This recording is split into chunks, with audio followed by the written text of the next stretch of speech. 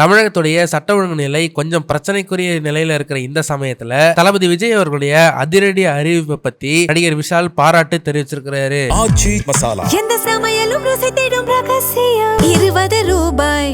தளபதி விஜய் அவர்கள் சிஎம் பதவி ஏற்றுக்கிட்ட நாள்ல இருந்து அவரை தினந்தோறும் பல்வேறு சினிமா துறையை சேர்ந்த பிரபலங்கள் அவரை சந்திச்சுட்டு வந்துட்டு இருக்காங்க. அதன் விளைவா தளபதி விஜய் அவர்கள் நேத்து ஒரு அதிரடி அறிவிப்பை வெளியிட்டு இருந்தாரு. அந்த அறிவிப்புல அவர் என்ன சொல்லியிருந்தாருன்னா, இதுவரைக்குமே திரையரங்குகள்ல படங்கள் வெளியாகும் போதெல்லாம் வெறும் 4 ஷோ மட்டும் தான் ஓடும். சப்போஸ் ஏதாச்சும் பெரிய நடிகர்களோ இல்லனாக்கா ஒரு வார இறுதி வருதுன்னா அப்ப மட்டும் 5 ஷோ ஓடும். ஆனா நேத்து அவர் கொடுத்திருந்த அறிவிப்பு படி இனிமேட்டு எந்த ஒரு தமிழ் படம் வெளியானாலுமே முதல் வாரத்துக்கு மொத்தமா 5 ஷோ கிட்ட ஓடணும் அப்படின்ற மாதிரி அவர் சட்டம் இயற்றிருக்காரு. இந்த ஒரு விஷயத்தை பத்தி கேள்விப்பட்டதுமே தமிழ் சினிமா ரசிகர்கள் மிகவும் சந்தோஷமா இருக்கிறாங்க.